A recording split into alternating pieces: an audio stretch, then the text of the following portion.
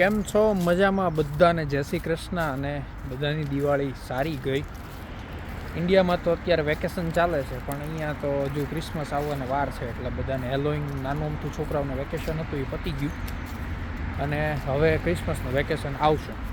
અત્યારે વાગ્યા છે અહીંયા 4. તો આજે બહુ મસ્ત તડકો છે અને પાછળ તમે જોઈ શકો ગાર્ડન એટલો ફાઇન છે. હું તમને બતાવું આખો ગાર્ડન કેટલો મસ્ત ગાર્ડન આખું છે અને આ રીતે આખું છે આટલો મોટો ગાર્ડન. અને તમે શું કહેવાય વાદળ જોઈ શકો કે પાણીના ઓલા મોજા હોય ને એ ટાઈપનું આખું વાદળ છે.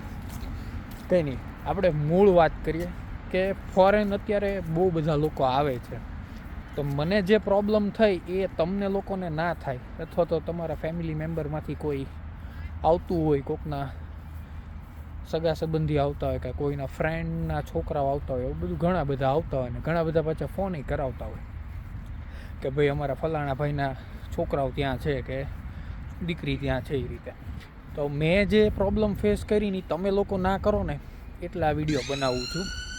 તો ખાસ કરીને જોબ માટે, કે જોબમાં એવું છે કે તમે ઇન્ડિયાથી આવો ને તો પહેલાં તો ભાઈ 2 બ્લેક શર્ટ ને 2 વ્હાઇટ શર્ટ ન ભૂલતા, અને શૂઝ કમ્પલસરી આખા બ્લેક લેજો. કારણ કે ઘણી વખત એવું હોય આપણને ખબર ન હોય અને આપણે ત્યાંથી કારણ કે આવવાના હોય ને એટલે બધાને છે ને મમ્મી પપ્પા સગવડ હોય કે ન હોય પણ એમ કહે કે ભાઈ તું નવું લઈને જા, પણ તો આપણે નવું તો લેવાના જોઈએ.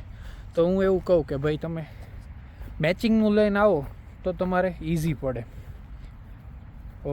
મારી વાઈફનું અમે નહોતું લીધું અને એટલે અહીંયા આવી ત્યારે એને થોડોક પ્રોબ્લેમ થયો.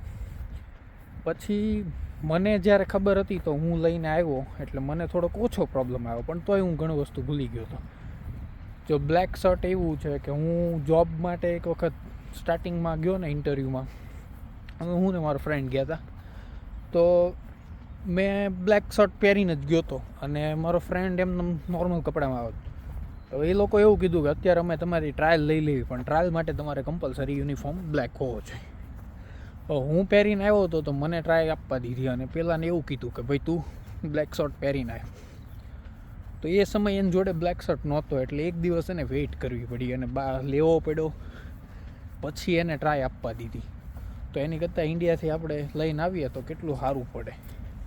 અને અહીંયા છે ને તમે સ્ટાર્ટિંગમાં જ્યારે આવશો ને ત્યારે ગમે એ હોય કોઈ પણ કન્ટ્રીમાં ત્યાંની કરન્સી આપણે ઓલમોસ્ટ આપણે ઇન્ડિયાની કરન્સી હારે મેચ કરવી, એટલે તરત વિચાર આવે કે સાળો અહીંયા 6 પાઉન્ડનો શર્ટ ઇન્ડિયામાં 600 રૂપિયા, તો કે ભાઈ ત્યાં 500 550માં મળી ગઈ.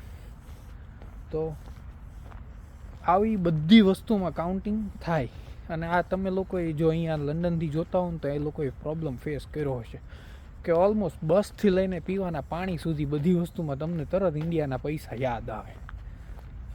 પણ હવે અહીંયા રહેવાનું તો અહીંયાના જ પૈસા, પછી આવક ચાલુ થઈ જાય પછી વાંધો ન આવે.